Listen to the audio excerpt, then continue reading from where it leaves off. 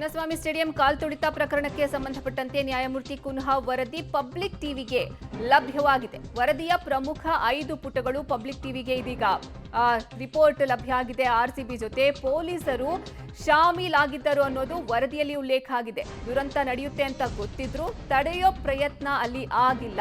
ಪೊಲೀಸರು ಸಂಪೂರ್ಣವಾಗಿ ಕರ್ತವ್ಯ ಲೋಪವನ್ನ ಎಸಗಿದ್ದಾರೆ ಅಂತ ಹೇಳಿ ವರದಿಯಲ್ಲಿ ಉಲ್ಲೇಖವನ್ನ ಮಾಡಲಾಗಿದೆ. ಚಿನ್ನಸ್ವಾಮಿ ಸ್ಟೇಡಿಯಂ ಕಾಲ್ತುಳಿತ ಪ್ರಕರಣಕ್ಕೆ ಸಂಬಂಧಪಟ್ಟಂತೆ ನ್ಯಾಯಮೂರ್ತಿ ಕುನ್ಹಾ ವರದಿ ಸದ್ಯ ಪಬ್ಲಿಕ್ ಟಿವಿಗೆ ಲಭ್ಯವಾಗಿದೆ. ಇದರಲ್ಲಿ 5 ಪ್ರಮುಖ ಅಂಶಗಳು ಏನೇನು ಅನ್ನೋದು ಪಬ್ಲಿಕ್ ಟಿವಿಗೆ ಸಿಕ್ಕಿರೋದು. ಇದರಲ್ಲಿ ಪೊಲೀಸರ ಕರ್ತವ್ಯ ಲೋಪವನ್ನ ಎತ್ತಿ ಹಿಡಿಯುವಂತಹ ಕೆಲಸವನ್ನ ಮಾಡಿದೆ ಸರ್ಕಾರ.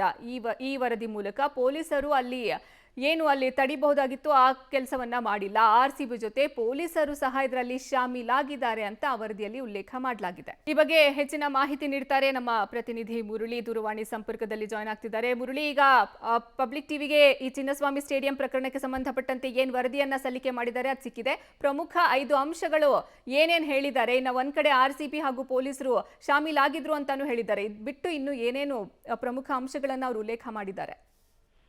ಅರ್ಪಿತಾ, ಪ್ರಮುಖವಾಗಿ ಈ ಪ್ರಕರಣಕ್ಕೆ ಸಂಬಂಧಪಟ್ಟಂತೆ ಕಳೆದ ವಾರ ಮೈಕಲ್ ಡಿ ಕುನ್ ಅವರು ಒಂದು ವರದಿಯನ್ನ ಸಲ್ಲಿಕೆ ಮಾಡಿದ್ರು. ವರದಿಯನ್ನ ಸಲ್ಲಿಕೆ ಮಾಡೋ ಸಂದರ್ಭದಲ್ಲಿ ಒಂದಷ್ಟು ಮಾಹಿತಿಗಳು ಕೂಡ ಬಹಿರಂಗ ಆಗ್ತಾ ಇತ್ತು.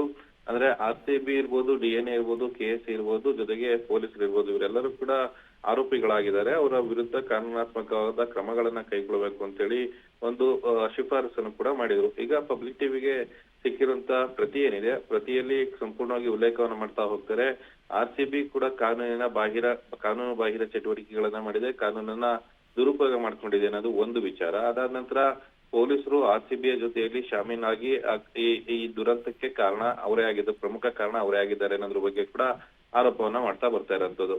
ಇನ್ನೊಂದು ಪ್ರಮುಖವಾದ ಅಂಶ, ಆಗ್ಬೇಕಾದಂತ ಘಟನೆ ಏನಿತ್ತು, ದುರಂತದ ಘಟನೆ, ಆ ದುರಂತದ ಘಟನೆಯ ಬಗ್ಗೆ ಮುನ್ನೆಚ್ಚರಿಕೆ ಇದ್ರು, ಮುನ್ಸೂಚನೆ ಇದ್ರು ಕೂಡ ಅದನ್ನ ತಡೆಯಲಿಲ್ಲ ಅಂತ ಹೇಳಿ ಕೂಡ ಆರೋಪವನ್ನ ಮಾಡಿದ್ದಾರೆ. ಅಂದ್ರೆ ಪೊಲೀಸರ ಕರ್ತವ್ಯ ಲೋಪ, ಆರ್ಸಿಬಿಯ ಕಾನೂನಿನ ದುರ್ಬಳಕೆ ಮತ್ತು ಡಿಎನ್ಎ ವಿಳಂಬ ನೀತಿ ಇವೆಲ್ಲ ಕೂಡ ಈಗ ವರದಿಯಲ್ಲಿ ಉಲ್ಲೇಖ ಆಗಿರುವಂತದ್ದು. ಅರ್ಪಿತಾ.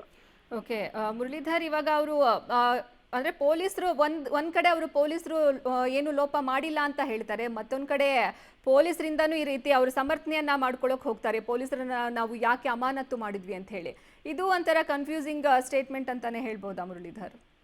ಖಂಡಿತ ಅರ್ಪಿತಾ, ಯಾಕಂದ್ರೆ ಪ್ರಮುಖವಾಗಿ ಈ ವಿಚಾರಕ್ಕೆ ಸಂಬಂಧಪಟ್ಟಂತೆ ಒಂದಷ್ಟು ದ್ವಂದ್ವಗಳಿದಾವೆ. ಯಾಕಂದ್ರೆ ಜೂನ್ 12ನೇ ತಾರೀಕು ಹೈಕೋರ್ಟ್ಗೆ ಕೊಟ್ಟಂತ ತನಿಖಾ ವರದಿ ಏನಿತ್ತು, ತನಿಖಾ ವರದಿಯಲ್ಲಿ ಉಲ್ಲೇಖವನ್ನ ಮಾಡ್ತಾರೆ, ಪೊಲೀಸರು ದಕ್ಷತೆಯಿಂದ ಪ್ರಾಮಾಣಿಕವಾಗಿ ಕೆಲಸವನ್ನ ಮಾಡಿದ್ದಾರೆ, ಯಾವುದೇ ರೀತಿಯ ಸಮಸ್ಯೆಗಳು ಕೂಡ ಅವರ ಏನು ಕೆಲಸದಲ್ಲಿ ಇರ್ಲಿಲ್ಲ.